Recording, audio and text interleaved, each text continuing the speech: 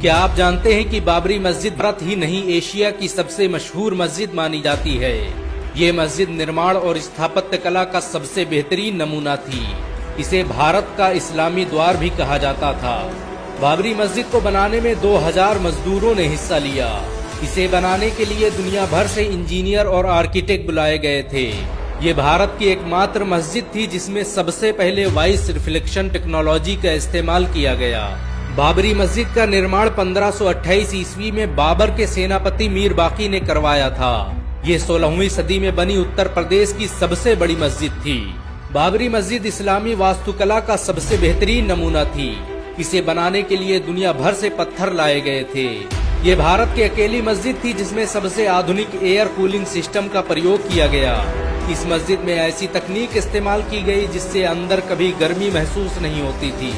बहुत कम लोग जानते हैं कि बाबरी मस्जिद को बनाने के लिए अयोध्या में कई भट्ठे स्थापित किए गए, जिनमें खास तरह की ईंटों का निर्माण किया जाता था।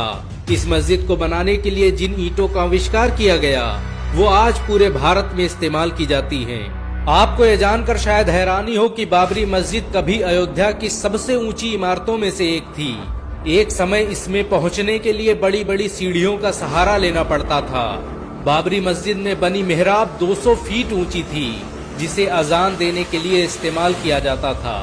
बाबरी मस्जिद भारत की अकेली मस्जिद थी जिसमें वॉइस रिफ्लेक्शन टेक्नोलॉजी का इस्तेमाल किया गया। बाबरी मस्जिद को इस तरह से डिजाइन किया गया था कि अगर कोई इसके गुंबद के नीचे खड़े होकर बोलता तो उसकी आवाज पूरी बाबरी मस्जिद में सुनाई पड़ती। ये अयोध्या की सबसे बड़ी जामा मस्जिद भी थी। अंग्रेज गवर्नर लॉर्ड विलियम बेंटिक भी बाबरी मस्जिद की तारीफ किए बिना न रह सका। इतिहासकारों की माने तो मीर बाकी ने बगदाद से वजू करने के लिए एक आधुनिक वॉश बेसिन मंगवाया, जिस पर खड़े होते ही पानी निकलने लगता था। ये वॉश बेसिन कई सालों तक बाबरी मस्जिद में इस्तेमाल किया जाता रहा। इसकी खोज मशहूर मुस्लिम वैज्ञानिक इस्माइल अल जज़री ने की थी। अल जज़री दुनिया का पहला वैज्ञानिक था जिसने सबसे पहले क्रैंक शाफ्ट को इजाद किया, जिसके बगैर आज किसी इंजन को नहीं चलाया जा सकता। उसे फादर ऑफ रोबोटिक्स भी कहा जाता है। 3 गुंबदों पर बनी बाबरी मस्जिद में एक कुआं भी मौजूद था, जिसे शिफा वाला कुआं कहा जाता था। ये कुआं बाबरी मस्जिद के शहीद होने से पहले तक पानी देता रहा। 19वीं सदी तक इसे वजू करने के लिए इस्तेमाल किया जाता था। बाबरी मस्जिद के सहन में मौजूद इस कुएं का इस्तेमाल हर धर्म के लोग करते थे। बहुत कम लोग जानते हैं कि बाबर ने भारत में 4 मस्जिदें बनवाई, जिनमें एक बाबरी मस्जिद थी। घाघरा नदी के किनारे बनी इस मस्जिद को बनाने के लिए बाबर ने पत्थर काटने वाले 1500 इंजीनियर बुलाए थे। बाबर को आधुनिक टेक्नोलॉजी से बेपनाह मोहब्बत थी। उसने अपने दौर के सबसे आधुनिक हथियारों का इस्तेमाल किया। बारूद और तोप को बनाने की विधि बाबर ही भारत लेकर आया था। बाबर ने बाबरी मस्जिद में नमाज पढ़ाने के लिए इमाम भी नियुक्त किए, जो सदियों तक इस्लाम की तबलीग का काम करते रहे। बाबर ने बाबरी मस्जिद का निर्माण तो करवाया, लेकिन उसे देखने कभी अयोध्या नहीं आ पाया।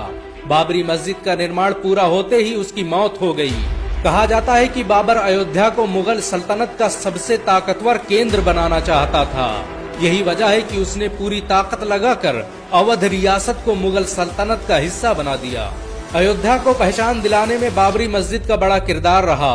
ये निर्माण और स्थापत्य कला का सबसे बेहतरीन नमूना थी। इसके डिजाइन और स्ट्रक्चर को बाद में ताजमहल में इस्तेमाल किया गया। बहुत कम लोग जानते हैं कि बाबरी मस्जिद का निर्माण एक पहाड़ी पर किया गया था। ये पहाड़ी बाढ़ से बचने के लिए अवध प्रांत की सबसे सुरक्षित जगह थी। बाबरी मस्जिद को मंदिर बताने का सबसे पहला काम निर्मोही अखाड़े ने किया।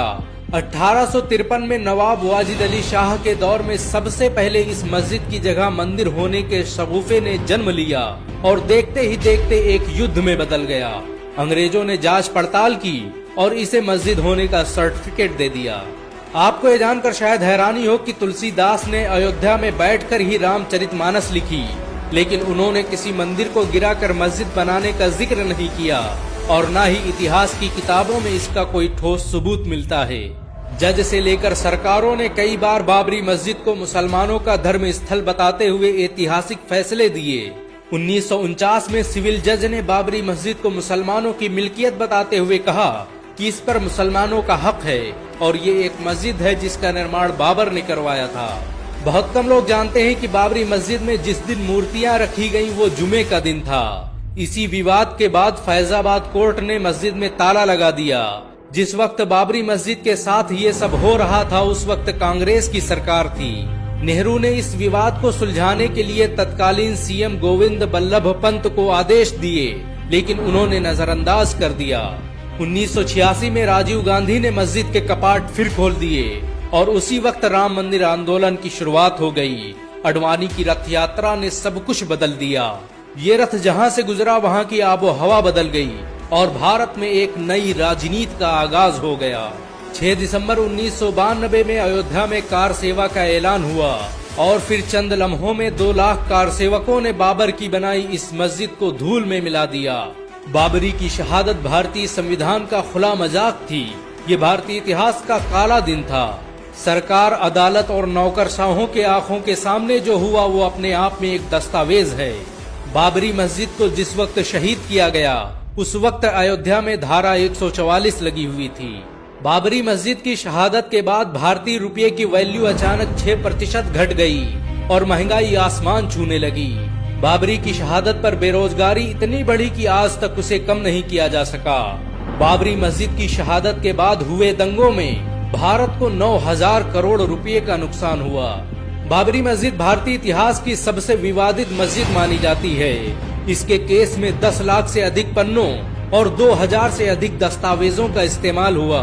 बाबरी मस्जिद के शहीद होने के 10 दिन बाद एक इंक्वायरी कमीशन बनाया गया जिसे 3 महीने के अंदर रिपोर्ट पेश करनी थी, लेकिन उसने 17 साल बाद अपनी रिपोर्ट पेश की और इस तरह लिबराहन आयोग भारतीय इतिहास का सबसे खराब इंक्वायरी कमीशन बन गया। बाबरी मस्जिद की शहादत के जिम्मेदार लोगों पर केस दर्ज करने में सीबीआई को 1 साल लग गए। सीबीआई ने 49 लोगों पर केस दर्ज किया जिसमें सारे लोग बरी हो गए और इस तरह बाबरी मस्जिद को किसने शहीद किया ये आज तक किसी को पता नहीं चला। 30 दिसंबर 2010 को इलाहाबाद हाई कोर्ट ने बाबरी मस्जिद पर फैसला सुनाया और उसे 3 हिस्सों में तकसीम कर दिया। मामला सुप्रीम कोर्ट पहुंचा तो उस जगह पर मंदिर बनाने का आदेश दे दिया गया। हालांकि सुप्रीम कोर्ट ने माना कि मस्जिद को शहीद करना गैर कानूनी था और ऐसा करने वाले सभी लोग अपराधी थे। मुसलमानों ने देश हित में सुप्रीम कोर्ट द्वारा दिए गए इस फैसले को भी कबूल कर लिया और दूसरी जगह 5 एकड़ जमीन लेने पर राजी हो गए। हालांकि कई मुस्लिम संगठनों ने इसकी पुरजोर मुखालिफत भी की। आपको ये जानकर शायद हैरानी हो कि बाबरी मस्जिद को शहीद करने वाले बहुत से लोग मुसलमान बन गए। बाबरी मस्जिद पर पहला फावड़ा चलाने वाले बलबीर ने 2 साल बाद इस्लाम कबूल कर लिया और अपना नाम आमिर रखा। उन्होंने पूरे भारत में 100 से अधिक मस्जिदें बनवाई।